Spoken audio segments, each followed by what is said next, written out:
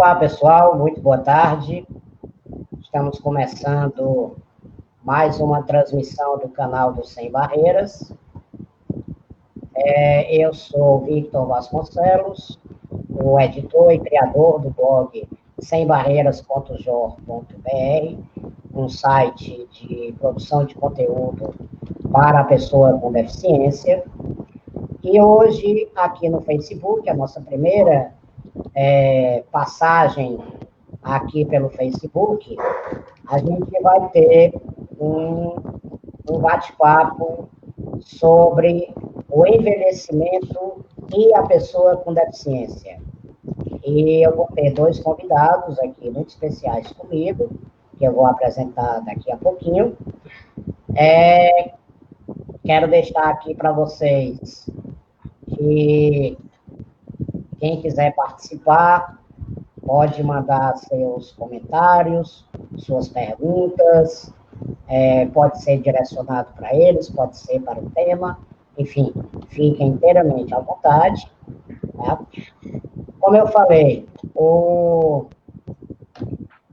Sem Barreiras, o endereço está aparecendo aqui embaixo agora, sembarreiras.jor.br, é um site voltado para a pessoa com deficiência, não é um site, é um site muito mais de notícias relacionadas ao tema e histórias de vida, ou seja, histórias de pessoas familiares que convivem com algum tipo de deficiência, seja intelectual, seja motora, seja sensorial, e conta nesse depoimento como é a sua relação com essa deficiência e o seu dia a dia.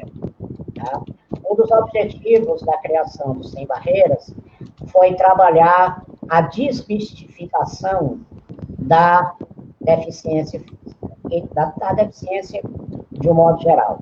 Acabar com aquela ideia, desculpem o termo, estúpida, de que pessoa com deficiência deve ser tratada como coitadinha, pobrezinho, bichinho, que deve ficar dentro de casa, que deve ser extremamente protegida e que não tem condições de ter uma vida social, profissional, amorosa, como qualquer outra pessoa.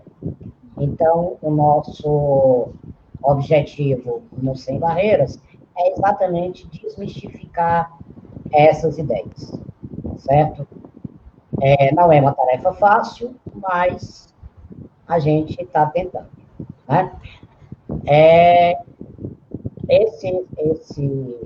Esse nosso bate-papo, ele vai estar disponível hoje para amanhã nas nossas outras mídias sociais, como, por exemplo, o Instagram, nosso perfil, eu vou colocar daqui a pouquinho aqui, eu esqueci de fazer o banner, mas eu faço agora aqui, não tem problema. Sem Barreiras 77 é o perfil do Instagram. No Twitter, a mesma coisa, Sem Barreiras 77. E para quem estiver perguntando, 77 é o ano que eu nasci. Então, fica mais fácil de lembrar. Tá? E também vai estar, no canal do YouTube, que é o canal do Sem Barreiras. Também eu vou colocar aqui o endereço para vocês depois visitarem. E, logicamente, não é só visitar, né? Visitar, curtir, se inscrever, etc. Aquele procedimento padrão que quem lida com as redes sociais já sabe como é que é, certo? Antes da gente começar, uma última questão. Quem quiser ajudar o Sem Barreiras, a gente tem duas formas de fazer isso. A primeira é adquirir essa caneca linda e maravilhosa que vocês estão vendo aqui. Logicamente que não essa, porque essa é minha. Né? Vocês mandam um e-mail para a gente e a gente, então, providencia para que essa caneca chegue até vocês. tá? E a outra forma é participar da nossa campanha solidária, a nossa campanha de mensalidades solidárias. Esse endereço, catarse.me/sócio-cidadão, você entra lá, tem algumas opções de doação mensal via cartão de crédito ou boleto bancário. A mais conta sai por 20 reais, certo? A gente pede essa doação para vocês, para que a gente possa melhorar os serviços prestados aqui no site, no blog, nas redes sociais e em outras ideias mirabolantes que, porventura, eu venha a ter, tá bom? Então, convido a vocês a conhecer esse endereço e, caso vocês se sintam convencidos, nos ajude participando da nossa campanha de mensalidades solidárias. Legal? Bom, como eu já falei demais, vamos apresentar, então, quem realmente interessa, né? A primeira que eu gostaria de apresentar, que está fazendo a sua estreia aqui nos nossos canais, aqui do Sem Barreiras, é a psicóloga clínica especializada em gerontologia, Juliana Rego. Juliana, muito obrigado pela sua presença. Seja bem-vinda. Vitor, muito obrigada também pelo convite. Estou feliz em estar aqui. Acho que é uma boa oportunidade de trazer reflexões sobre envelhecimento. É um tema que eu gosto muito. E eu acho que unindo o envelhecimento com pessoas com deficiência, eu acho que tem como sair boas reflexões, quem sabe até boas mudanças na prática.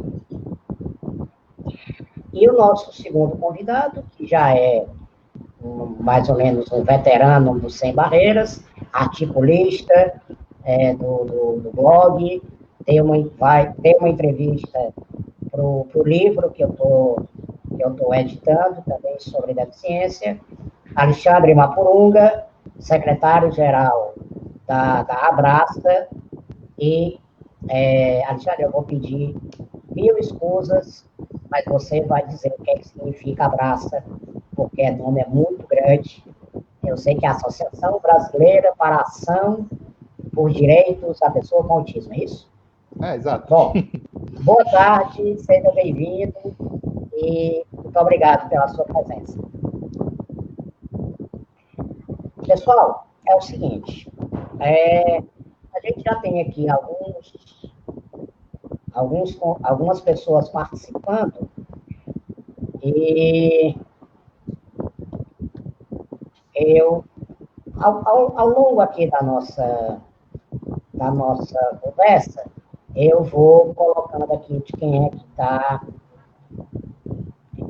está dentro aqui da nossa conversa, tá? Tem aqui já Barras de Pinheiro, Catiúcia Ribeiro Leite, Paulo Bolt, Fernanda Santana, Anderson Caires, Rosário Frota. Quero agradecer a todos vocês, dar as boas-vindas. E, enfim, como eu falei, vamos lá. Nós vamos começar sobre envelhecimento e pessoas com deficiência. Eu vi uma pesquisa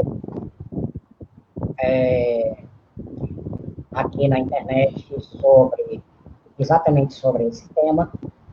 O título da pesquisa é Envelhecer com Deficiência Física, experiência permeada pelo estigma, isolamento social e finitude. E nessa pesquisa, ele aborda esses 3 temas, tá certo? E coloca algumas informações interessantes, como, por exemplo, o aumento da sobrevida das pessoas com deficiência física ao longo dos anos faz com que vivam tempo suficiente para chegar à velhice. Então, esse é um primeiro ponto. Até mais ou menos os anos 80, a expectativa de vida das pessoas com deficiência, principalmente intelectual, era em torno de 40 anos. Hoje, essa expectativa já aumentou e está praticamente a mesma, das pessoas sem deficiência. Ou seja, hoje os deficientes estão envelhecendo, o que é uma novidade. Ao mesmo tempo, cria-se, né, ou cria-se uma gama de questões, de problemas inerentes à própria sociedade, inerentes à forma como a sociedade brasileira lida com a terceira idade, como o governo lida com a terceira idade, enfim, que é uma questão que a gente pode abordar aqui também. E aí a gente vai discutir um pouco sobre cada um desses temas. E eu gostaria de, mais uma vez, começar aqui com a Juliana, que é a nossa especialista em gerontologia, para que ela faça uma introdução, uma abordagem mais geral sobre o envelhecimento. Afinal de contas, o que é envelhecer? Quais são os problemas, as dificuldades, quais são... Um tema bastante simples, bastante fácil, que eu tenho certeza que você vai responder em 30 segundos. Então, vamos lá. A bola é sua.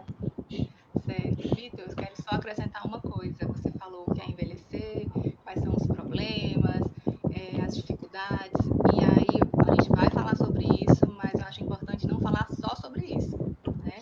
Porque se a gente fala só sobre isso, meio que a gente alimenta aquela ideia de velhice enquanto uma fase de vida muito difícil, e realmente traz vários desafios, mas também tem pontos bons, tem lados bons de envelhecer, né? Então também vamos falar sobre isso na nossa conversa. De um modo geral, falar sobre envelhecimento é falar sobre um processo natural, irreversível e heterogêneo. É natural porque todo ser vivo, se não morreu, né, tá vivo, né, tá envelhecendo. Seja uma pessoa, seja um animal, seja uma árvore, então assim, é natural, tá? Eu aqui envelheço da mesma maneira, entre aspas, né, como alguém lá no Japão também envelhece. Se está vivo, está envelhecendo, é natural.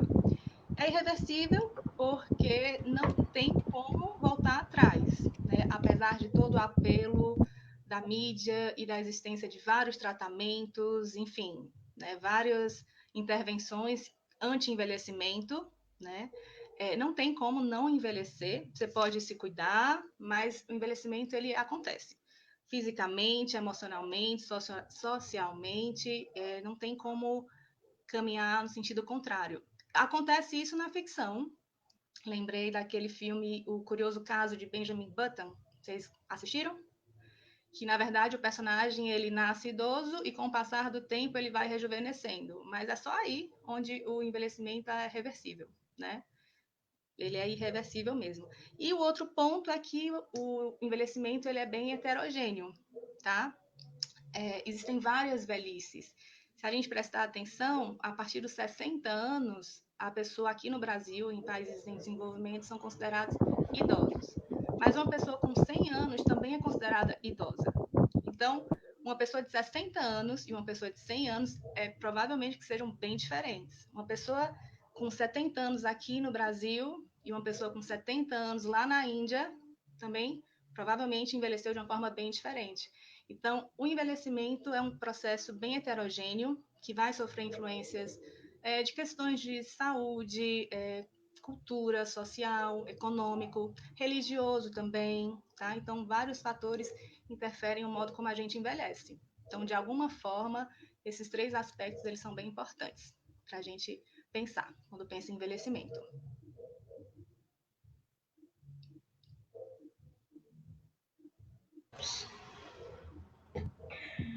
Desliguei aqui os microfones porque estava dando muito ruído. Alexandre, a, a bola é sua agora. Eu queria que você complementasse as colocações aqui da Juliana e desse o foco na pessoa com deficiência. Porque a pessoa com deficiência também está envelhecendo. Então, vamos lá. Assim, primeiro, eu queria agradecer o convite, é sempre um prazer estar dialogando com você, Vitor, e com todo mundo que faz essa comunidade do Sem Barreiras. Assim, meu nome é Alexandre Mapurunga, eu faço parte da Abraça, que é a Associação Brasileira para a Ação por Direitos das Pessoas Autistas, e eu sou uma pessoa autista também, né, que tive meu diagnóstico mais tardio, né, sou familiar de pessoas autistas, e a Abraça é uma associação dirigida basicamente por familiares, mas liderada basicamente por pessoas autistas também. Então, essa questão do protagonismo para a gente é muito importante. Essa questão do envelhecimento, ela é muito importante porque muitas vezes a gente, para pessoas autistas ou para pessoas com outras deficiências, parece que a pessoa é uma eterna criança, né?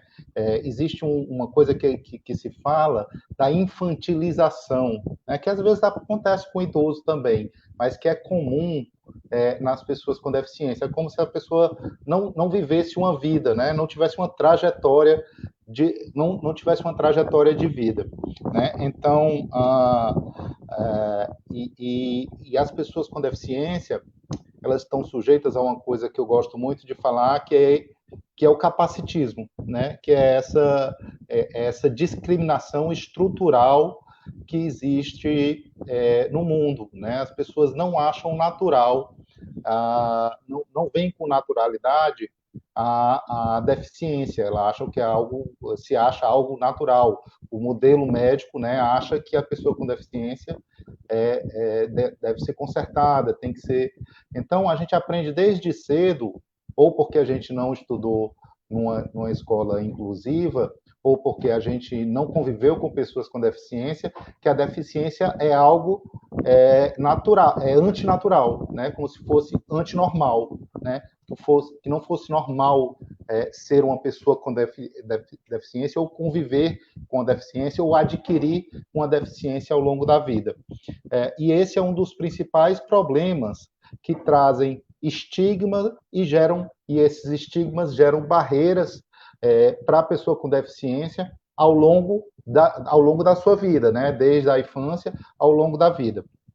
E aí, o que a gente tem para dizer é que sim, né, você trouxe um estudo que diz, olha, por conta dos avanços da medicina e de tudo mais, as pessoas com deficiência estão adquirindo mais qualidade de vida e estão envelhecendo, né? Mas esse processo de envelhecimento para a pessoa com deficiência, ele é mais difícil, né? Por conta das barreiras que elas têm que enfrentar. Veja, você envelhece, talvez né, nossa colega possa falar com mais propriedade, mas para você envelhecer, envelhecimento é um processo natural também das perdas da capacidade. Então, se você for olhar as estatísticas do IBGE, né, se você olhar principalmente no censo de 2000, mas também no censo de 2010, a curva de pessoas com deficiência, ela vai aumentando, começa em 2%, do 0 aos 3 anos, aí vai aumentando, quando você tem 40 anos, já está em 30%, quando você chega a 80 anos, a vida da pessoa, 90% das pessoas têm deficiência. Então, assim, a primeira coisa que eu digo que a gente teria que aprender é que adquirir uma deficiência é parte da vida, né? A gente costuma aprender na escola que a gente nasce, cresce, né? Crescer como um sentido de se desenvolver, reproduz e morre. Mas a gente devia também aprender que a gente nasce, cresce, se desenvolve, reproduz, adquire uma deficiência e morre. Aí, um parêntese, não necessariamente nessa ordem, né? Porque você pode morrer antes de gerar uma prole e você pode morrer antes de ter uma deficiência. Mas se tudo acontecer como tem que acontecer, inevitavelmente você vai ter uma deficiência. E por que é considerado antinatural ter uma deficiência, a gente escuta coisas meio absurdas, tipo assim, eu preferia morrer do que ter que ser um dia ficar inválido, ou do que ter que ser cuidado por alguém, como se o cuidar do outro fosse uma coisa absurda, né? O mundo só é o mundo que é hoje em dia porque a gente tem gente que cuida, porque a humanidade resolveu segregar, né, se ficar juntas e se tornar interdependente, um cuidando dos outros. Mas por conta de outra questão, a gente tem o capacitismo e a gente tem o machismo. A função de cuidar foi dada para as mulheres e cuidar é uma função menos importante, né? Então a gente precisa saber que a gente deve cuidar do outro e que a gente vai precisar de cuidados também, como a gente cuida de uma, né? Como a gente não deveria ser vergonha um dia ter que precisar de cuidados, né? Então, assim, nesse sentido, como uma fala inicial, eu acho que a gente tem que pensar tanto de um lado como o envelhecimento é um processo, o envelhecimento e a deficiência são processos naturais da vida humana, né? E por isso eles merecem das políticas públicas, do olhar e do imaginário da população esse olhar de dignidade e respeito, assim como, por outro lado, quem já nasce ou quem já adquire uma deficiência, ele tem que ter o direito de envelhecer com as mesmas oportunidades de dignidade que as outras pessoas. O que significa isso?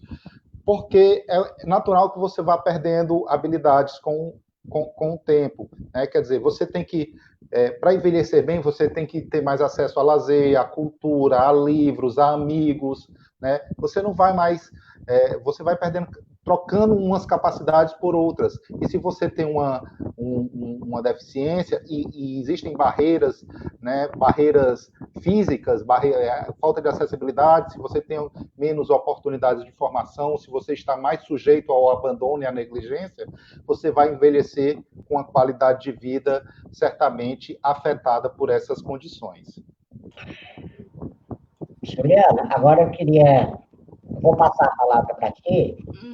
Eu sei que você está querendo comentar essa fala do Alexandre, e aí eu vou só te colocar uma outra questão para você também dar continuidade. O se preparar para a velhice não pode ser algo para começar com 60 anos de idade. É um processo que vai a vida toda, né? Eu queria que você também complementasse essa colocação. Tá. Então, eu vou começar por aí, tá certo? Na verdade, Vitor, se preparar para a velhice, quanto antes, melhor, tá? Agora, poxa, eu cheguei aos 60, não me preparei. Começa de onde está. Na verdade, o importante é se preparar. Se dá para começar a se preparar antes, ótimo, já começa a pensar sobre isso. Se não, se é aos 70, se é aos 80 que você vai estar percebendo, tá vivendo e aí tá prestando atenção, então cuida, tá? Quanto antes, melhor, mas nunca é tarde demais, tá bom? O Alexandre estava falando, né, sobre formas de envelhecer melhor, e aí eu vou trazer o xará dele, que é o Alexandre Kalash. Ele é médico, ele é brasileiro, e ele tem uma voz muito ativa no envelhecimento, não só aqui no Brasil, mas no mundo. E ele traz como possibilidades de um bom envelhecimento o cultivo de 4 capitais, que aí eu vou trazer para vocês, para a gente pensar sobre, né? Que o primeiro é o capital da saúde, né? E aí você, aquela mesma ideia, Vitor, começa a cuidar desde agora, independente de qual idade você tem agora, tá? Então, o capital da saúde tem a ver com, claro, a saúde física, a saúde emocional. Então, você vai olhar para a tua alimentação, você vai olhar para a tua atividade física, para alguns hábitos, por exemplo, alcoolismo, tabagismo. Você vai cuidando disso. Você vai tentando inserir hábitos mais saudáveis. Independente de quando você comece, você vai colher frutos disso, tá? O outro capital importante também é o capital do conhecimento. Ele coloca, o Alexandre Kalash, que uma das dificuldades que a gente encontra nos idosos é que, às vezes, chegam a uma determinada idade e dizem assim, pronto, já não tenho mais o que aprender, é isso mesmo, e aí deixam de procurar novos conhecimentos, deixam de participar de cursos, enfim, deixam de, como posso dizer, realmente aprender da realidade o que está acontecendo, né? De aprender sobre tecnologia, de aprender sobre ciência, de aprender novas formas de se comunicar. E aí ele coloca que você manter-se um eterno aprendiz também é uma forma de você envelhecer bem. Por quê? Você trabalha cognitivamente, né? Você vai enriquecendo sua reserva cognitiva, e aí vamos lembrar, né, que à medida que a gente vai envelhecendo, a gente espera sim um declínio cognitivo, e se você tem uma bagagem, né, rica de conhecimentos de diferentes áreas, isso te ajuda. Sem contar que você manter-se aprendendo, você não sai meio que do mundo. Sabe aquela pessoa que as coisas estão acontecendo e você não sabe nem o que é? Ah, WhatsApp. Não sei nem o que é, não tenho, não uso, então acabo ficando de fora. Então, quando o idoso ele passa a aprender, ele continua aprendendo, ele continua fazendo parte desse mundo, ele continua se socializando. Então, é importante também esse capital de conhecimento. Um outro capital que a gente precisa cuidar para envelhecer bem é o capital social, que resumidamente é pensar com quem que eu posso contar, né? Como a Alexandre falou, a gente vai envelhecendo, a gente vai perdendo algumas habilidades, vai se tornando mais dependente do cuidado de outras pessoas. Agora, se eu não tenho com quem contar, como é que vai ser isso? Sabe? Então, desde já, a gente se preocupar com as relações que a gente estabelece.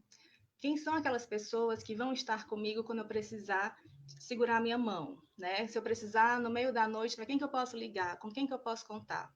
E isso na velhice, essa rede de apoio é fundamental, né? Até porque se a gente pensar na velhice, peraí que pronto, apagou. Se a gente pensar na velhice, à medida que a gente vai avançando na idade, algumas das pessoas com quem a gente convive vão partindo também. Os nossos pais vão morrendo, de repente os nossos irmãos vão morrendo, os nossos amigos vão morrendo, né? Então, peraí, vamos olhar para essa turma, vamos olhar para quem que a gente pode contar, né? E aí entra também a questão pública, né, política, né? Os órgãos públicos, será que eu posso contar com eles? A equipe de saúde, será que eu posso contar com ela também? E um último capital, não menos importante, para cuidar desse envelhecimento, é pensar no financeiro, né? A gente não gosta muito de falar sobre dinheiro, como se dinheiro fosse algo, né, sujo, algo ruim, mas dinheiro não é tudo, mas ajuda bastante, né? E a gente sabe que a gente vive num país super desigual, nem todo mundo consegue se organizar financeiramente para ir poupando um pouquinho, para quando chegar na velhice ter condições financeiras de repente, ah, com a aposentadoria, quando a renda cai um pouquinho, ter ali uma poupança, um recurso a mais para pagar as despesas, para comprar medicação, para pagar um cuidador de repente, né? Mas isso é algo que a gente também já precisa pensar, né? Independente de que idade a gente tem. Então ele traz esses 4 capitais: conhecimento, saúde, capital social e capital financeiro, como base para um bom envelhecimento. Que aí a gente já vai pensando na nossa vida de hoje. Como é que a gente cuida disso? Não, pode continuar. Tá. O Alexandre foi falando, e eu fui só anotando aqui alguns pontos sobre a infantilização que acontece com a pessoa com deficiência. É algo que acontece demais com a pessoa idosa, né? E acontece dentro da própria família, acontece muitas vezes com a própria equipe de saúde, desde o jeito de falar, né? Assim, chama de bebezinho, fala com aquela voz infantil, às vezes, Perninha, o pezinho. isso, Isso me dá tanta raiva quando fazem isso. comigo.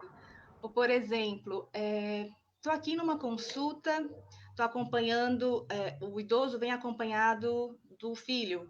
E ao invés de falar com o idoso, fala com o filho, como se o idoso não tivesse condições de falar do que é que está sentindo, o que é que está vivendo, enfim, né? Isso acontece muito. E em Fortaleza, há uns anos atrás, surgiu, acho que não tem mais, uma instituição chamada Creche do Idoso. Não sei se vocês chegaram a conhecer. Exatamente, Alexandre. O nome creche em si já é a cara, né? Assim, poxa, quem é que vai para a creche?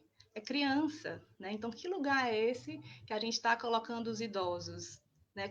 Idoso não é criança, né? Idoso pode até ser que lá na frente ele apresente mais dependências, pode ser que ele, cognitivamente, ele não lembre de algumas coisas, mas a gente precisa respeitar e precisa lembrar que ali é um adulto, que ali é uma pessoa com história, então não é criança, né? Acho que esse é um ponto também que eu queria trazer. que o Alexandre falou e eu não queria deixar passar. E aí, eu complemento o que a Juliana falou, que esse é um outro ponto de interseção entre idosos e pessoas com deficiência. Quer dizer, comigo, eu, eu tenho 43 anos e quando eu tinha mais ou menos meus 19, 20 anos por aí, eu cheguei a deixar crescer a barba, que era para ver se as pessoas na rua paravam de me chamar de bebê, de criança. Né? Quer dizer, você vê um ponto, a que ponto. Né? Hoje eu não faço mais isso porque não tem mais sentido, mas quando eu estava iniciando a minha formação como gente, digamos assim, eu cheguei a esse ponto de irritação tão grande que eu deixei crescer a barba. Que era para ver se... E ainda assim, detalhe, não pararam. Continuaram, algumas pessoas ainda continuaram a colocar como criança e tal. Eu queria só colocar um ponto aqui, ainda de novo naquela pesquisa que eu falei, que é ele dividiu as pessoas com deficiência que ele entrevistou em três categorias: identidade deteriorada pelo estigma, a categoria do isolamento social e a categoria da ausência de perspectivas e a finitude. E aí, enquanto a Juliana estava falando agora, eu me lembrei aqui de uma passagem, eu queria pedir a opinião de vocês, que era o seguinte: um depoimento de uma das entrevistadas, ela disse: minha vida, eu vou até botar aqui para todo mundo ver, minha vida não tem mais nada, não tem mais nada que presta, acabou. Quando eu sinto aquela solidão, acendo um cigarro. Sei que não posso fumar, mas como não tem reversão mais para mim, eu fumo mesmo. Ou seja, essa falta de perspectiva total da pessoa. Ela sabe que está perto de morrer mesmo, então não tem mais por que se cuidar, não tem mais por que se preocupar com essas questões. E aí entra o ponto que eu gostaria que o Alexandre comentasse, que é a autoestima da pessoa idosa e da pessoa idosa com deficiência. Queria a tua colocação sobre isso, Alexandre, e depois a Juliana também.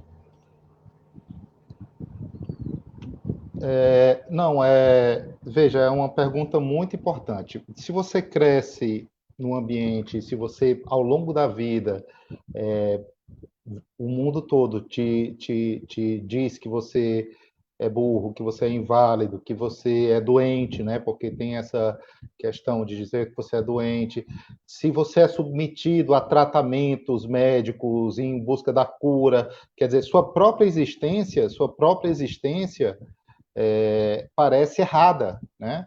Então, a autoestima da pessoa é claro que ao longo da vida ela é abalada. As pessoas com deficiência são mais sujeitas existem estudos que mostram que as pessoas com deficiência de uma maneira geral, não só aquelas que têm deficiência psicossocial, mas elas são mais sujeitas à depressão, né? Como são mais sujeitas à violência física, a abuso psicológico, a uma série de questões. Achei muito interessante, né, que a Juliana falou desses capitais, né? Esses quatro capitais que seriam o da formação, o intelectual, o da saúde, do círculo social, né? O do círculo social e o do dinheiro, né? Salvo engano.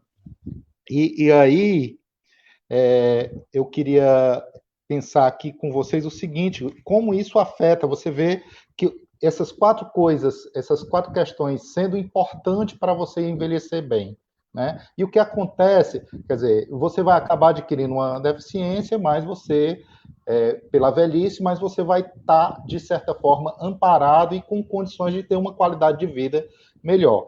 Mas se você tem uma deficiência, você enfrenta barreiras, né? Só para você ter uma ideia, no estudo de 2011 da OMS sobre deficiência, tem lá falando que pessoas autistas e com deficiência psicossocial morrem mais cedo, não porque o autismo causa morte precoce, mas porque eles têm menos acesso à prevenção de doenças preveníveis, né? Então tem esse estudo, depois eu posso te passar o link, né? É uma coisa que me ocorreu. Então, veja só, algumas pessoas com deficiência, eles têm menos acesso, e esse foi feito com pessoas autistas, mas tem menos acesso eles morrem mais cedo de câncer, que seriam preveníveis, de diabetes, de ataques cardíacos, porque eles não têm acesso à atenção básica de saúde, né? Então, você chega numa UBS,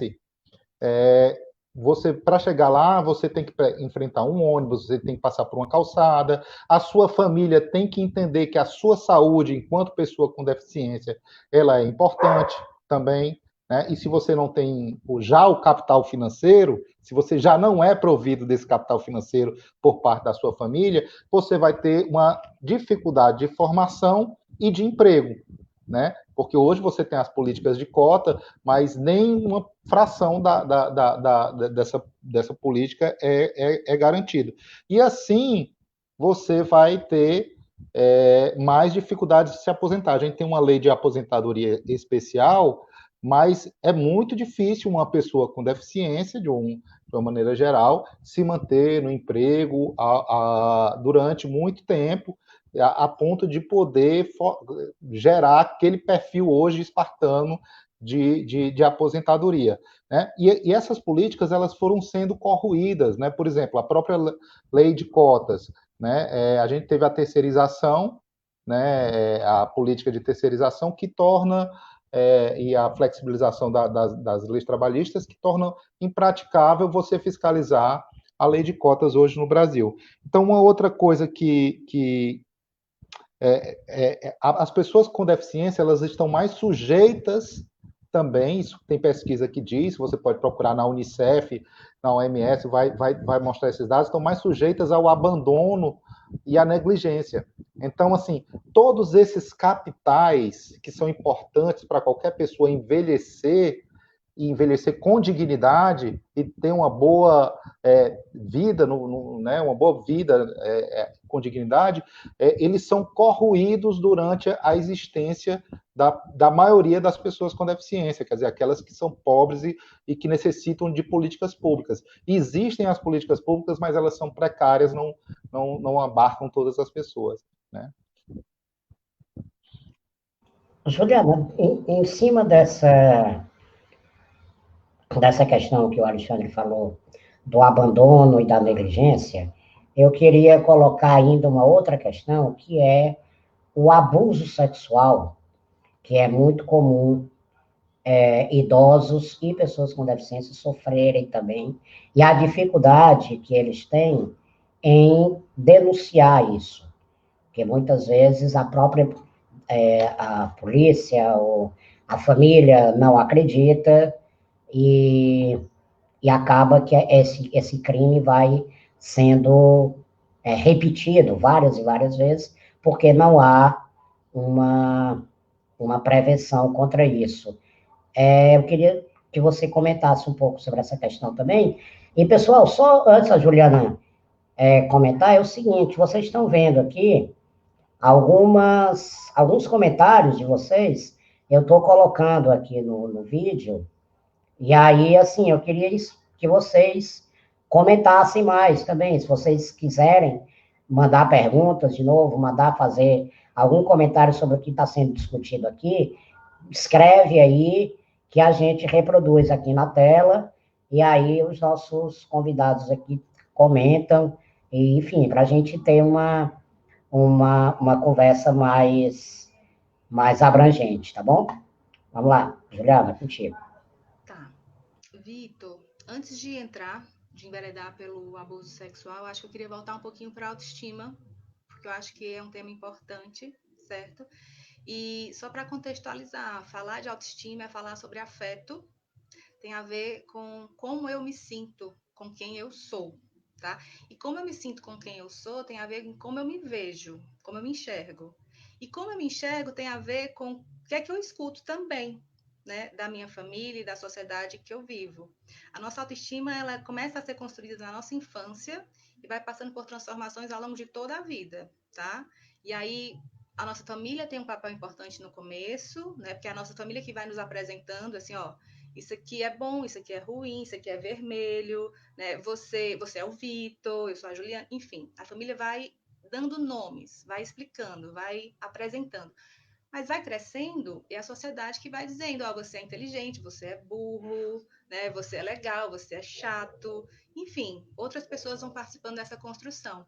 E se a gente for pensar na pessoa idosa e na pessoa com deficiência, o que é que essas pessoas escutam, né?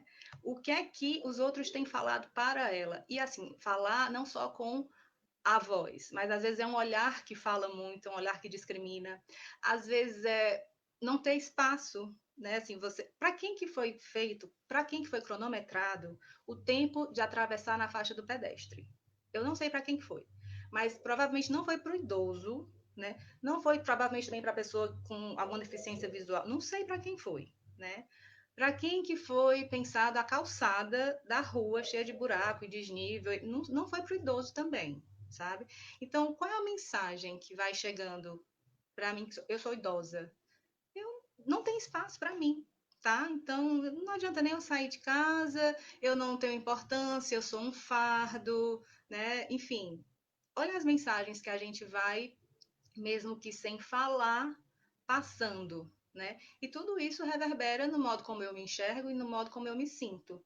E fazendo gancho com o abuso sexual, uma pessoa com autoestima mais rebaixada, a condição que ela tem de se proteger, digamos assim, de ter atitudes para se proteger, de autopreservação, acaba que fica um pouco fragilizadas, porque ela já não percebe que tem valor, entende? Então, se alguém está me violentando, e eu nem falo só o abuso sexual, abuso financeiro, abuso emocional, tem vários tipos de violência. Mas uma pessoa com autoestima mais rebaixada, muitas vezes ela nem consegue enxergar que isso está acontecendo, sabe? Que às vezes se culpa. Não, mas eu que provoquei isso, provavelmente, né? Às vezes não consegue buscar ajuda, né? Ligar para alguém, para a polícia ou para um vizinho, enfim, é complicado. A autoestima, querendo ou não, ela também passa por essa questão do abuso, entende? Dos vários abusos, na verdade, que vão acontecendo. Alexandre, termo família já foi dito e repetido aqui várias e várias vezes por vocês, e eu queria que você falasse um pouquinho mais sobre isso. Assim, você tem dois irmãos autistas, né? Você é o mais velho da família, então você conviveu a vida inteira deles dois com as dificuldades, as limitações, inclusive as relações sociais que eles tiveram ao longo da vida, escola e etc. E você é filho da médica Fátima Dourado, que é uma das criadoras da Casa da Esperança, que é um local de acolhimento aqui na cidade de Fortaleza para crianças e adolescentes com autismo. A sua esposa trabalha lá, inclusive hoje, né? Eu queria que você falasse um pouco da importância da família na vida da pessoa com deficiência e também nesse processo do, do envelhecimento dela. Certo. A Sônia também foi uma das fundadoras, né? E a gente tem junto também uma enteada, filha da Sônia, que também tem deficiência, e uma das minhas filhas também tem um diagnóstico de autismo, tem um sobrinho autista, tem um irmão autista, tem irmã, né, que foi diagnosticada tardiamente, então a família é bem cortada. Eu acho muito interessante. Eu queria falar um pouquinho antes de passar sobre essa questão do, do, do da família e de tudo isso que envolve, né? eu acho muito importante falar disso, né, do que a gente vivenciou da família, mas essa questão do abuso, só para pontuar, né? Eu acho que a Juliana fez uma ligação muito importante entre a autoestima e o abuso sexual, quer dizer que muitas vezes a pessoa tem vergonha, a pessoa se acha culpada, né? A gente, aqui em Fortaleza, em 2016, a gente fez o primeiro encontro brasileiro de pessoas autistas e chamou autista do Brasil todo para vir para cá. Quer dizer, não era um encontro sobre autismo, era um encontro de autistas e as pessoas iam falar das suas vidas, das suas capacidades de família, né? Enfim, tinha mesa de mulheres autistas falando sobre gênero e capacitismo, tinham várias mesas e tinha vários grupos de trabalho também. Um dos grupos de trabalho era sobre sexualidade. Aí a gente pegou e começaram os depoimentos e tinha uma consigna, porque a gente tinha que fazer um relatório do encontro. E a consigna de cada grupo de trabalho era assim: o que você diria para a sua família, o que você diria para outras pessoas autistas, o que você diria para os políticos, né? Depois da discussão, eles tinham que sair com essa apresentação. E a discussão, e o interessante foi que tinha grupo de trabalho, tinha grupo de cultura, tinha grupo de identidade, tinha grupo de educação e tinha grupo de sexualidade. Todo mundo saiu, mais ou menos, fez o seu grupo rapidinho e se juntou no grupo de sexualidade. Sexualidade e relacionamento era um tema forte para as pessoas autistas naquele nosso encontro. A gente identificou isso. Né? As pessoas autistas, quer dizer, enquanto as famílias queriam falar de tratamento, de diagnóstico precoce, de educação, tudo, as próprias pessoas autistas estavam querendo falar da sua sexualidade. E aí surgiu mais ou menos 2 níveis de depoimento, né? Tava lá, porque o autismo em si é uma dificuldade de interpretar as regras sociais, então é difícil chegar para namorar, é difícil chegar, né? Então as pessoas autistas estavam dando esse depoimento e dando dicas de como namorar para outra, mas surgiu também duas gradações de depoimento. Um nível de gradação de que era a família reprimindo o desenvolvimento da sua sexualidade, né? Ou seja, não deixava a pessoa namorar, não deixava se masturbar, não deixava isso, não deixava aquilo. Né? Então, às vezes, pessoas adultas, a ameaça de castração, de castração química, ameaça de esterilização, né? Às vezes depoimentos de que aconteceu mesmo, quer dizer, esse tipo de situação assim bem pesada. E por outro lado, alguns depoimentos, não um, não dois, alguns depoimentos de violência sexual. Então, no nosso encontro, a gente encontrou que as pessoas autistas, assim como outras deficiências, não eram lhe permitido o exercício da sua sexualidade, ou não deixando a pessoa escolher exercer quando ela quer, ou, por outro lado, caindo no abuso, né? Fazendo sem ela querer. Né? Então, a gente fez uma campanha em 2017 que é Sou autista, tenho direito ao meu próprio corpo. Né? A gente viu que isso era uma situação muito comum acontecer com pessoas com deficiência. Eu tenho alguns dados aqui, ó, do Fundo de População das Nações Unidas. Até 68% das mulheres e até 30% dos homens com deficiência sofrem violência sexual antes dos 18 anos. Segundo a Unicef, as crianças com deficiência têm 3 a 4 vezes mais chance de sofrer algum tipo de violência a mais, né? 3 a 4 vezes a mais do que crianças sem deficiência. Mulheres com deficiência psicossocial mulheres com deficiência têm 10 vezes mais chances de sofrer abuso sexual que mulheres sem deficiência. Segundo a Organização de Mulheres com Deficiência da Austrália, 90% das mulheres com deficiência intelectual sofrem algum tipo de abuso sexual ao longo da vida. Então, os dados que a gente viu lá no encontro, de alguma maneira a gente foi ver nas pesquisas, batia, né? É uma realidade das pessoas com deficiência a violência sexual, né? É uma realidade e quando você às vezes vai ver campanha do ECA, campanha parece que não há um público prioritário.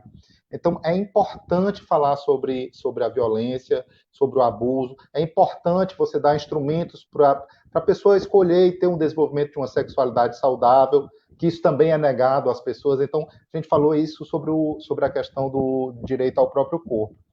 Né? Eu sei que eu falei muito, se você quiser que eu fale depois da família, eu falo, senão eu já vou, já continuo. Não, pode continuar, continue. Não, pois eu acho que lá em casa, assim, a gente teve uma chance muito, a minha mãe, né, a Fátima Dourado, a doutora Fátima Dourado, ela deu a gente uma chance muito especial de conviver com a diversidade de uma maneira, eu digo, olha, tá todo mundo no mesmo barco, aqui a casa é de todo mundo, e a gente viveu com esses princípios, né? Assim, eu me lembro que o meu irmão teve um processo na adolescência, o Jordano, de crise muito aguda, e todo mundo que era mais ou menos de perto da família, amigos e tudo, dizia assim, não, tem que internar, é hora, você tem que dar chance para os outros, seus filhos normais, né? Na época, a gente era normal por conta da distância, da gravidade do que aconteceu, porque eles não falavam, né? Meus outros dois irmãos não falam, e a gente tinha as nossas dificuldades, mas parecia ser normal, né? Então você tem que dar a chance deles viverem uma vida normal, né? Você bota ele no asilo, bota ele numa coisa, ele vai entortar a cabeça. E minha mãe bateu o pé, e é isso, cara. Ninguém tem direito a uma família normal. A gente tem direito a ser acolhido do jeito que a gente é, né? A gente tem que viver o mundo em solidariedade. E com isso a gente foi aprendendo, né? A gente tem a viver a diversidade, né? Eu acho que é muito comum você ter filhos com e sem deficiência numa família e os níveis de oportunidade serem distintos, né? E isso é um equívoco, isso não deve acontecer, né?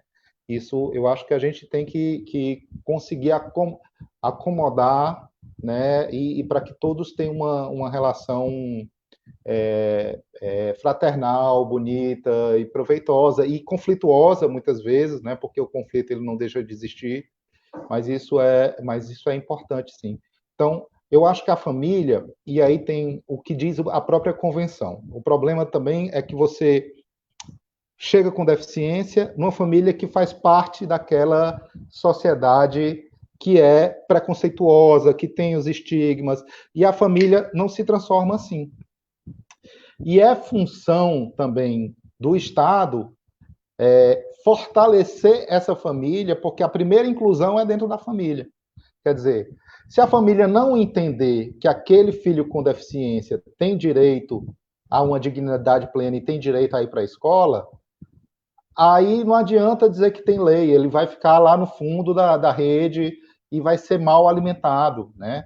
Ele vai ser mal estimulado. Se a pessoa não entender que existe um direito à autonomia que é inerente, você só vai empurrar a comida na boca da pessoa, né? Você não vai estimular, né? Porque ele não fala, eu não vou contar para ele o que está acontecendo, quem vem em casa, né? Eu vou só, vai ser só um objeto dentro de casa. Então, assim, a família tem que compreender que ali é um ser humano completo e que ele tem todos os direitos. Se ele vai ser capaz de fazer tudo, ninguém é capaz de fazer tudo, né?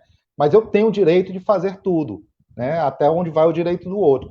Eu posso não ser capaz de virar um astronauta, porque eu não cumpro os critérios, mas não é direito meu, se eu atingisse esses critérios, ser um astronauta, né? Então, assim, não é porque você nasceu com a deficiência que a família vai cortar de cara suas possibilidades de ser e de se desenvolver. Isso acontece, infelizmente, com as pessoas com deficiência, porque as famílias não entendem que aquele é um ser pleno, e ser pleno se desenvolvem e fazem suas escolhas, né? Com o máximo de possibilidades que ela tem. Quer dizer, ninguém pode tudo, né? Tem uma hora que a sua capacidade e suas escolhas vão se diminuindo com o tempo. Isso tem a ver com envelhecer também, né? Mas veja só, se desde cedo suas oportunidades são menores, né? São menores de emprego, de formação, de respeito, né? Isso tem um impacto na vida da pessoa, um impacto estrutural, que é o que a gente chama de capacitismo, né? Que é o mesmo que o racismo para os negros, que é o mesmo do machismo para as mulheres. Então, é isso que, de certa forma, a gente tem que combater. E a gente tem que discutir sempre, né? Eu acho que é isso. Juliana, você quer complementar alguma coisa sobre essa questão da família? Eu tenho um monte de coisa para falar. Mas eu não vou falar tanto não, viu? Alexandre, e em relação à idade, ao preconceito com a idade, chama-se idadismo, né? Tem o capacitismo, tem o racismo, tem o idadismo. Sobre família, o que eu posso dizer? Acho que muitos dos cuidados, tanto com os idosos como com as pessoas com deficiência, são muito destinados à família. Espera-se muito dessa família, né? E o que eu enxergo é que, bem ou mal, elas fazem o que podem, né? Eu realmente acredito que elas fazem o melhor que elas podem. O que acontece muitas vezes é que falta apoio a essa família, entende? Acolhimento a essa família, instrução para essa família. Às vezes essa família comete erros que é muito fácil a gente chegar, apontar o dedo e dizer, mas tá vendo, mas faz tudo pela criança, ou então faz tudo pela pessoa adulta com deficiência, ou faz tudo pelo idoso. É fácil apontar. Mas às vezes essa família ela não recebeu orientação, às vezes essa família não foi acolhida, sabe? Então, acho que um primeiro passo para essa família poder cuidar dessa pessoa que tem mais necessidade de cuidado, seja um idoso, seja uma pessoa com deficiência, é essa família também ser cuidada antes, sabe? Cuidar dos seus medos, cuidar das suas preocupações, cuidar das suas expectativas, sabe? Cuidar da sobrecarga, porque, como o Alexandre falou lá no começo, o cuidado, além de ficar muito para a família, ele fica muito para as mulheres. E antigamente a família era muito grande. O meu pai teve 12 irmãos. Hoje as famílias são o quê? Sei lá, o comum, assim, o mais comum é 2 filhos de repente, né? Então a família já diminuiu, a mulher já não está mais em casa, muitas vezes para cuidar, né, de quem está precisando. A mulher foi para o mercado de trabalho. Então o que é que acontece? Além de ter que trabalhar fora, ter que cuidar de casa, muitas vezes ela tem que cuidar de todo mundo que está precisando. Sobrecarrega, né? Sobrecarrega fisicamente, emocionalmente, né? E aí essa pessoa também precisa de cuidado, até para poder dar o seu melhor, sabe? Então, assim, eu penso, né, que cuidar da família também é uma forma de poder cuidar de quem faz parte, dos membros, todos, né? Independente de ter alguma deficiência ou não. Acho que é importante. Alexandre, tem uma pergunta aqui da Conceição Frota, que ela pergunta: internar um autista aqui em Fortaleza, como? Onde? Você teria como responder essa pergunta? Olha, eu acho que as pessoas autistas, elas estão mais sujeitas ao abandono, e muitas vezes o que acontece, né, a gente fez uma incidência quando eu era conselheiro do Conselho de Direitos Humanos. Antes, quando eu era presidente do Conselho da Pessoa com Deficiência, a gente também fez uma incidência no antigo ADOC. O que acontece muitas vezes é que a pessoa, quando a justiça encontra uma situação de negligência, seja da família, seja, né, e aí não há um julgamento. Acho que a Juliana, ela às vezes há sim uma violência que é feita de maneira reiterada, mas muitas vezes há falta de formação, né, e se configura o quadro de vulnerabilidade e de violência continuada, né? Então a gente tinha, por exemplo, aqui o ADOC, né, que a justiça muitas vezes encontrava essa situação de violência, em vez e aí as pessoas eram mandadas para lá. Só que esse abrigo era outra situação de violência, porque as pessoas ficavam alijadas da sociedade. Então a gente fez um processo de incidência muito forte, a gente encontrou uma série de abusos, inclusive desde de sinais de tortura até questões de negligência no próprio local, e tinha muitas pessoas autistas lá e com outras deficiências também. E aí esse processo foi mudando, e aí a gente conseguiu que o Estado, né, com a intervenção do Ministério Público, transferisse aquele pessoal para as residências inclusivas. Então, hoje existem 4 residências inclusivas em Fortaleza, e que são residências na comunidade, né? Tem uma praça perto, e não acontece mais tudo dentro do abrigo, ou seja, a pessoa vai para a escola, quando precisa ir para o médico, vai para o posto de saúde, a terapia acontece fora também, porque essa ideia de uma instituição total, né? Instituição total, onde tudo acontece no mesmo local e a vida da pessoa é totalmente controlada naquele total, é o modelo manicomial, que é o modelo que a gente quer superar. Né? Então, assim, a pergunta onde internar um autista em Fortaleza, eu diria que, se tiver, eu queria saber para a gente ir lá, tentar desmantelar esse modelo e construir um modelo que seja de apoio na comunidade, né? Porque todo mundo, autista ou com qualquer deficiência ou idoso, tem o direito de ter assistência e viver em comunidade. Juliana, você falou na dificuldade da família em aceitar o envelhecimento daquele ente dele. A gente pode entender isso como se fosse uma espécie de segundo luto, ou seja, muita gente coloca que quando nasce uma criança com deficiência, os pais passam por um período que se aproxima de um luto, ou seja, um período em que ele vai se acostumar à ideia de que o filho não veio saudável, não veio como ele passou 9 meses imaginando, 1001 planos, 1001 expectativas, e que isso teve que mudar de forma abrupta. No fim da vida, a gente pode dizer que acontece um processo semelhante? Vitor, Não sei se você entendeu a minha pergunta. Como assim? Da família encarar como um luto também? Sim, a pessoa passou a vida inteira, por exemplo, um chefe de família, sim, a mãe, e de repente ele agora já não tem mais como exercer aquela chefia ou aquele cuidado e precisa ser cuidado. Isso seria, pode-se dizer que é um luto às avessas, alguma coisa assim?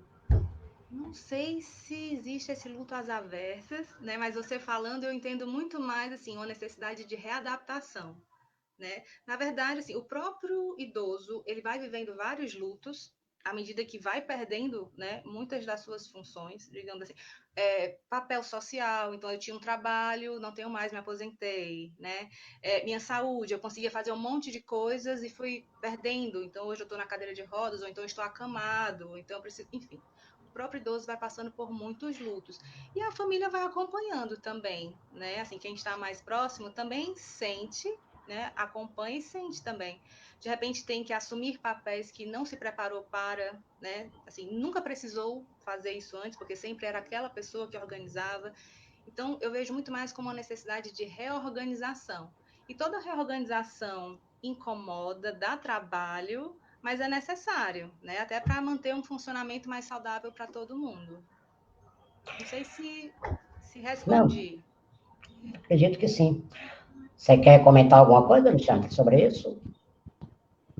Eu tenho um texto que é muito bom do Jim Sinclair, que é um autista americano, que ele fala não chore por nós, mas ele fala no inglês Don't mourn for us. Quer dizer, é o choro do luto, não é esse choro do dia a dia, né?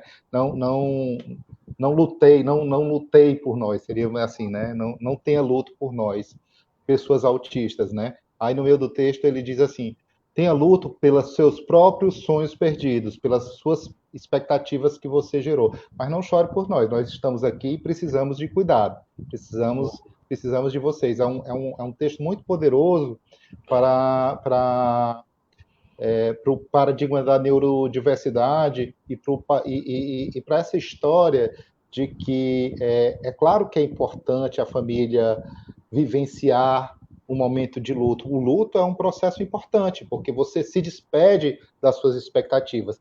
Agora, existem certos processos que são meio doentios, que você meio que cristaliza o luto.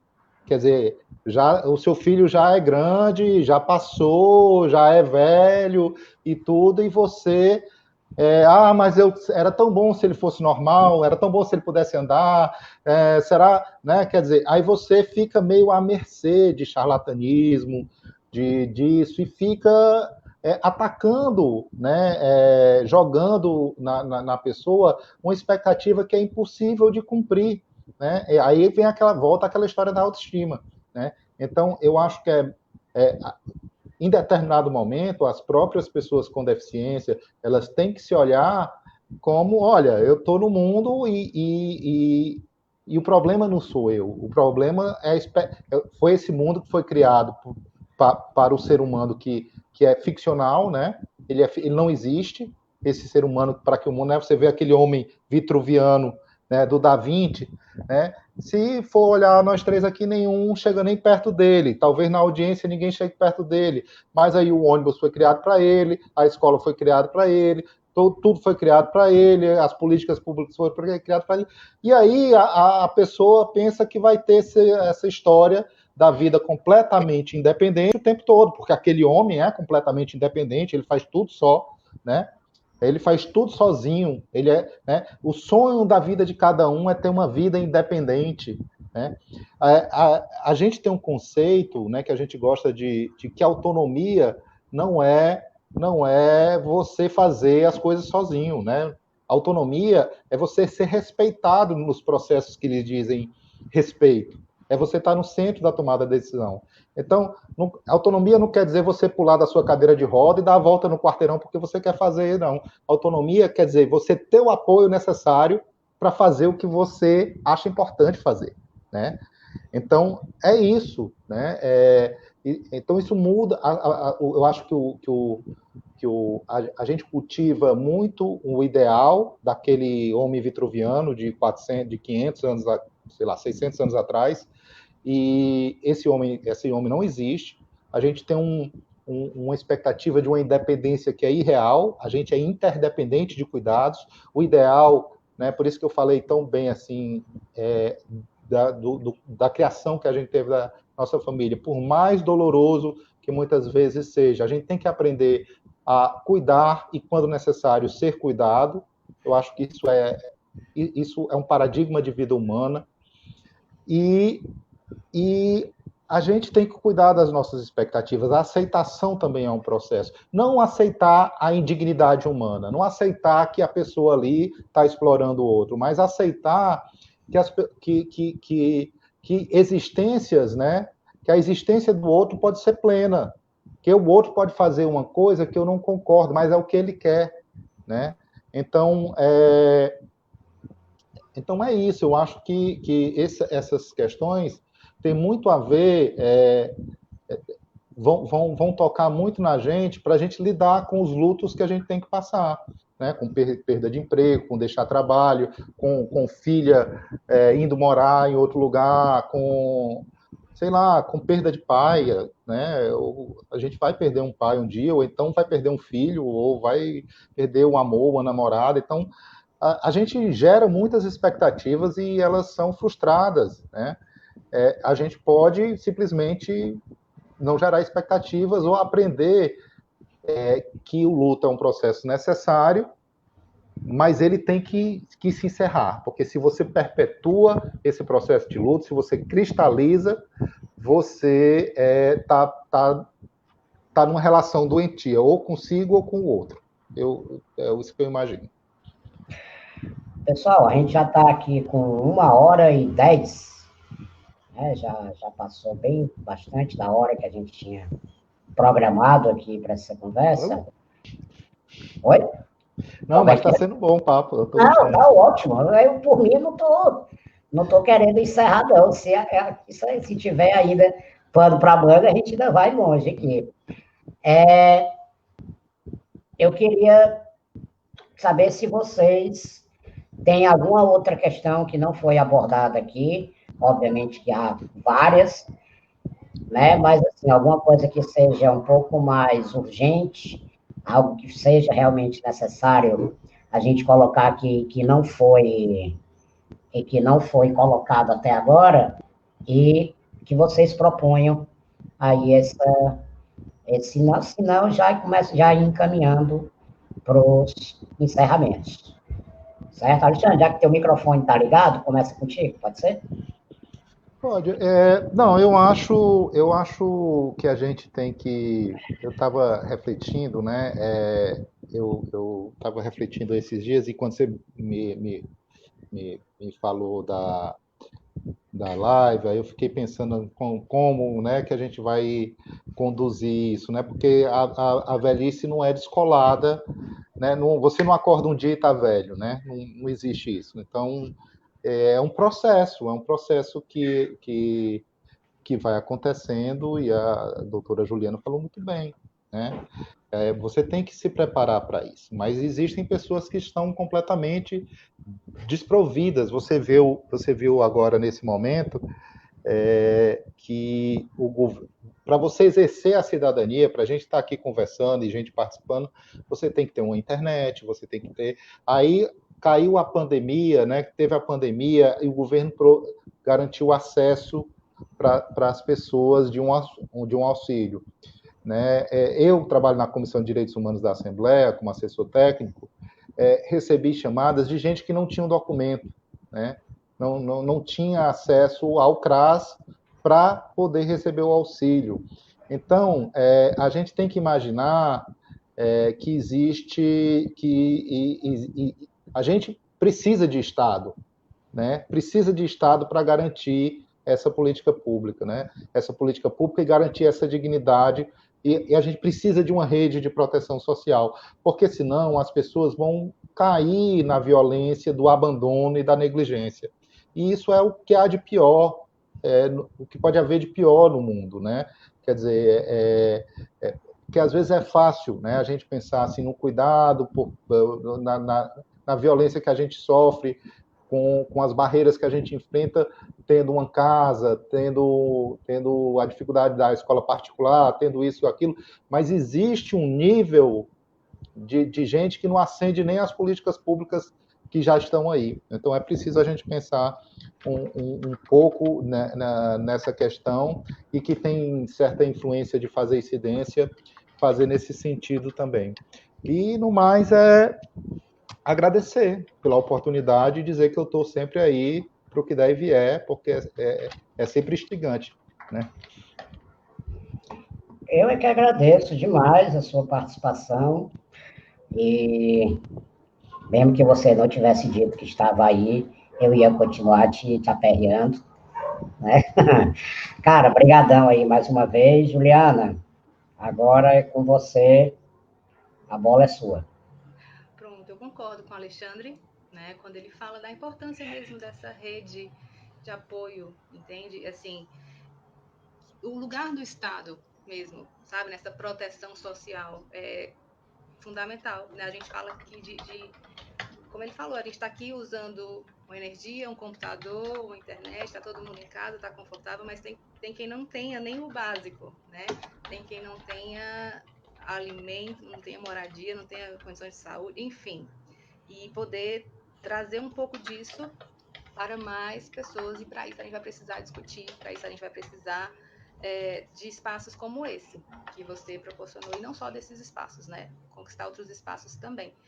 Do que acho que já foi dito, mas eu queria só frisar, porque eu acho importante mesmo, essa questão do estigma que a pessoa com deficiência tem, que o idoso tem também, de que quando a gente se relaciona com rótulos, a gente deixa de se relacionar com a pessoa, né, em si. Então, a gente perde grandes oportunidades de aprender, sabe? De conhecer, sabe? Coisas novas e de ensinar também. Então, da importância, sabe, Vitor, da gente começar a questionar e questionar no nosso dia a dia. Como é que eu sou preconceituoso também? Né? Assim, eu trabalho com envelhecimento e lá atrás eu me vi, às vezes, sabe, com as frases assim, gente, mas olha, eu estou sendo preconceituosa também. Às vezes o preconceito ele está muito arraigado, sabe? É estrutural mesmo. Então, a gente também se questionar dos estigmas que a gente traz, assim, que eu trago em relação à pessoa com deficiência, que outras pessoas trazem com pessoas em relação ao envelhecimento e por aí vai. Acho que esse questionamento individual para levar para o coletivo, acho que é importante também. E agradecer esse espaço aqui, essa oportunidade. Eu é que agradeço mais uma vez. Essa questão do preconceito que você falou agora, eu acho, assim, interessantíssimo. Primeiro, eu não acredito na ideia de que ninguém, em todo caso, que alguém seja 100% virgem de preconceito. Eu acho que isso não existe. Né? Quer dizer, todos nós temos uma certa dose de preconceito arraigada dentro da gente, que é fruto aí da nossa criação, do entorno, né, que a gente sempre conviveu, dos aprendizados que a gente teve na escola, nas leituras, na nossa formação política, social, pessoal, enfim. E isso acaba gerando preconceito. E muitas vezes, e aí é que eu acho que é interessante, muitas vezes a gente demonstra esse preconceito muito sem sentir, sem saber. Eu me lembro, há mais ou menos uns 2 anos, 3 anos mais ou menos, eu convidei uma amiga que é ativista do movimento LGBT, na época era LGBT, hoje é LGBTQ+, né? E ela não estava mais, mas ela havia sido casada com uma mulher e havia adotado 2 crianças negras, que eram irmãos, né? Um homem, um menino e uma menina. E quando eu estava fazendo o texto de apresentação dela, eu citei, tal, foi casada, não sei o quê, e adotou um casal de filhos, pererê, parará. E ela, então, quando eu mandei o texto para ela dar uma olhada, porque tinha algumas informações pessoais que eu queria que ela confirmasse, e ela respondeu pedindo para eu tirar o termo casal, porque no movimento LGBTQ, casal daria a ideia de homem, não é a ideia de homem e mulher, casal são 2. Naquele meu texto eu estava colocando porque ele era um menino e uma menina, então eu usei o termo casal. E ela estava dizendo, Victor, tira, porque isso reforça o preconceito contra os casais homoafetivos, né? É um preconceito, meu, no caso, né? Foi um preconceito meu, tá? Não deixa de ter sido. Apesar de ter sido um preconceito, vamos dizer, aspas aqui, inocente, né? Existe um preconceito que eu vejo que é escancarado, né? Você dizer, ofender mesmo negros, gays e etc. E existe o preconceito mais ou menos escancarado, que é esse que eu usei agora. Por exemplo, período negro da minha vida. Por que é período negro? Né? Quer dizer, o período difícil da minha vida a gente coloca como período negro. Por que não é branco? Né? Por que o negro aí, no caso, sintetiza a dificuldade, a crise, o problema, sabe? E aí, um dia eu comentando na brincadeira, mas acho que é uma brincadeira séria, Se a gente for naquele filme Star Wars, você tem o lado da luz e o lado negro. O lado negro são os bandidos, né? Por que não é o contrário? Entendeu? Por que não é o... Né? Por que o lado da luz não é o bandido e o lado negro são os mocinhos? Então, esses preconceitos sociais, eu acho que, assim, todos nós temos, todos nós demonstramos isso uma hora ou outra. Alguns demonstram porque não têm caráter, outros porque acabam não tendo a noção de que aquilo ali é um preconceito mesmo, ou não, né? E aí, assim, a outra questão que eu queria colocar, e aí até se vocês, assim, eu não estou falando para encerrar, não, se vocês quiserem intervir, fiquem à vontade. Eu comento muito, eu tento combater muito essa ideia, por exemplo, rampa é para cadeirante. Elevador, por exemplo, na faculdade, eu estou formado há 20 anos, e ainda hoje o elevador que a gente construiu lá, por conta de vamos dizer, uma briga que eu comecei, as pessoas dizem que é o elevador do Victor, né?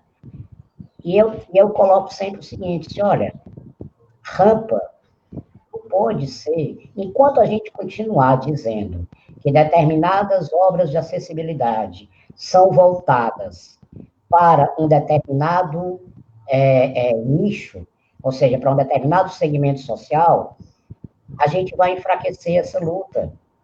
A rampa não é para o cadeirante. A rampa é para o cadeirante, é para o idoso, é para o obeso, é para a gestante, é para a pessoa com criança no colo, é para a pessoa carregando peso nos braços, é para qualquer pessoa. Uhum. Sabe, assim. Não, é interessante, Vitor. Uma coisa que eu queria falar, assim, sem querer interromper, não, mas é sobre essa questão do preconceito, né? Eu acho que todos, como você disse, né? O preconceito, a gente de certa maneira, nasce e cresce e aprende os valores de uma sociedade que tem embutido todos esses preconceitos. Então, é normal, vamos dizer assim, é normal a gente reproduzir esses preconceitos quando a gente está se comunicando, quando está escrevendo, quando está fazendo alguma coisa, né? O que é condenável é a gente se recusar a aprender coisas novas, né? Tipo assim, alguns anos atrás eu contava piadas machistas, piadas capacitistas, piadas racistas, porque, gente, é só uma piada, né? Mas em determinado momento da minha vida, na minha adolescência para a vida adulta, eu disse assim, não pode, porque comunicação ela tem que ter o respeito que você realmente dá para a pessoa. Não é só uma brincadeira, né? E aí você vai aprender. Na hora que você aprende que casal é problemático, né? Quer dizer, dá trabalho ser consciente do mundo, né? Dá um certo... uma disposição para o eterno aprendizado. Então, o problema não é você usar uma coisa que possa ser entendida como um preconceito e se corrigir depois. O problema é você usar e dizer, você que é do mimimi, né? O problema é esse, né? Você que é do mimimi. Quer dizer, você bota a culpa, né? Você bota a culpa na vítima. A pessoa é vítima de preconceito e ela é culpada por estar achando ruim que você está sendo preconceituoso. Esse é o problema. Então, acho que tem dois tipos de comportamento que são aceitáveis. E aí eu vou discordar de você, só que existe o preconceito inocente. Ninguém é inocente, né? Você pode se redimir do erro que cometeu. Você errou, né? Você se redime e corrige seu caminho. Ou você continua, porque eu sou livre para falar e ofender os outros. Né? Quando eu coloco inocente, é no sentido de que eu não tive a intenção de ofender, sim, mas eu ofendi. é preconceito, né? O preconceito, ele ofende, independente de ter sido intencional ou não. Perfeito.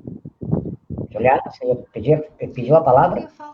Eu ia falar justamente isso, sabe? Que assim, é ficar atento, é estar constantemente atento e aberto a aprender, né? E ter aquele cuidado de que assim, ó, errado... A humildade. Nem sempre são os outros. Porque o preconceito... Como foi que você falou? Eu sei que você social, escancarado e não menos escancarado.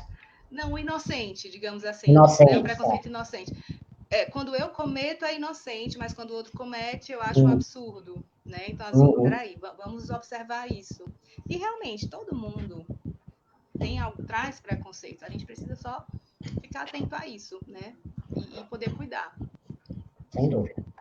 Sim, aí eu queria falar um pouco também, né, você falou da acessibilidade, né? Da acessibilidade ser para todos, né? Tem um conceito que eu acho que é o seguinte, é o conceito do desenho universal, né? De você fazer para que todos usem, para o máximo de pessoas utilizem. Mas sempre vai ter aquela pessoa que naquele determinado momento, para ter o mesmo acesso de outro, vai precisar de alguma adaptação. Por mais que você tenha pensado em tudo, a diversidade humana é tão grande que vai ter alguém que vai precisar, olha, botamos rampa, colocamos um intérprete de Libra, fizemos tudo aqui, tá aqui. Aí chegou alguém que vai ter uma cadeira um pouco diferente, que vai precisar de um apoio. Então, assim, você tem mais do que prédios, que é importante que sejam acessíveis, mais do que condições técnicas, é preciso que você cultive uma mentalidade inclusiva de acolhimento e é interessante, isso faz até uma ponte com o que a gente estava falando do preconceito, né? Existe um princípio na Convenção sobre os Direitos da Pessoa com Deficiência, que é o respeito pela diferença. E o respeito pela diferença consiste no seguinte, parece óbvio, né? Mas que assim, você tem que respeitar as diferenças. Mas o respeito pela diferença não cabe a quem tem a diferença ser acolhido, né? Assim, se fazer acolher. Cabe à comunidade oferecer as condições para o acolhimento, né? Então, veja só, não cabe a pessoa dizer assim, olha, me respeite, ou então você, se der o respeito, deixe de mimimi. Não, você tem que garantir a acessibilidade, você tem que garantir o intérprete de Libras, você tem que garantir tudo. Isso para você cair naquele princípio do respeito à diferença. Ou seja, cabe aos iguais acolher os diferentes, e não o contrário. Cabe respeitar toda a diferença, né? Não tem, porque quando você fala como diversidade, parece que existem os iguais, e os iguais é aquele cara que foi projetado e não existe, né? Pois é, pessoal, estou vendo que aqui vai longe, a conversa vai longe, e na pandemia, então, né, que não tem muito para onde sair, não tem trabalho, não tem, enfim, a conversa ela se expande mesmo. Assim, infelizmente, eu vou ter de encerrar aqui. Peço desculpas aí pelo corte abrupto. Não. Tá certo? Mas. Não desculpa, não, Alexandre? Desculpa, não. Mas, enfim, eu quero assim, agradecer imensamente a vocês dois. Foi muito legal mesmo. É a primeiro bate-papo nesse formato de mais de uma pessoa que eu faço. E confesso que eu estava um tanto quanto inseguro, meio preocupado se ia dar certo esse bate-bola aqui, de ficar chamando um, chamando o outro. Mas eu acho que para uma primeira vez deu certo, foi muito legal, muito enriquecedor. Os comentários aqui que todo mundo deixou mostram um pouco isso. Eu coloquei aqui na tela alguns deles, não deu para colocar todos, mas coloquei a maioria, tá certo? Teve vou até botar mais um aqui, só para encerrar bem aqui a história. Teve uma boa audiência também para para uma plataforma nova, né, no caso, o Facebook, para aqui para Sem Barreiras. E, pessoal, é o seguinte, esse é um formato novo que eu vou começar a fazer, vou começar a explorar nesse horário do sábado, tá certo? Durante a semana eu faço as devidas divulgações, continuo convidando todos vocês a voltarem, tá? Como eu prometi no início, as nossas redes sociais, vamos ver, é tudo igual, Sem Barreiras 77, então é facílimo de decorar, tá certo? Instagram, Twitter, Facebook, o site Sem Barreiras está aqui na tela também, convido vocês a acessar e conhecer, certo? Nós temos uma newsletter, quem quiser ficar recebendo as atualizações do site, manda um e-mail para a nossa redação, para a nossa redação, chiquérrimo. Chiquérrimo, né? Manda aqui para a nossa redação, ao 77 de novo, eu vou jogar no bicho esse número. Uhum. Eu sou 77 também. Pois é, olha só, tá vendo? O Alexandre se identifica. E... posso só alguém fez uma pergunta para onde fazer denúncias quando a gente está falando de violência. Aí eu queria deixar o e-mail da Comissão de Direitos Humanos, porque agora, como a gente está no teletrabalho, eu não sei se o telefone vai atender. Posso falar? Diga lá, diga. cdhc@al.ce.gov.br, né? Para qualquer tipo de violação, exatamente, esse daí. Para qualquer tipo de violação de direitos humanos, e esses que a gente comentou aqui também podem fazer, que a gente faz o encaminhamento a partir de lá. Beleza, então. Juliana, o seu contato no Instagram, @singular.idade.web, caso as pessoas queiram saber um pouco mais sobre o processo do envelhecimento, tá aí o contato, o site da Abraça, ainda é essa, né, Alexandre? O endereço? É esse, né? Pronto, e para finalizar, deixar a parte mais importante por último, peço a vocês a campanha solidária do Sem Barreiras, .catarse.me/sócio cidadão, vai ser muito importante para a gente. Muito obrigado a todo mundo, beijão para vocês, até a próxima, tchau. Acessibilidade e cidadania andam juntas sempre. Tchau, tchau.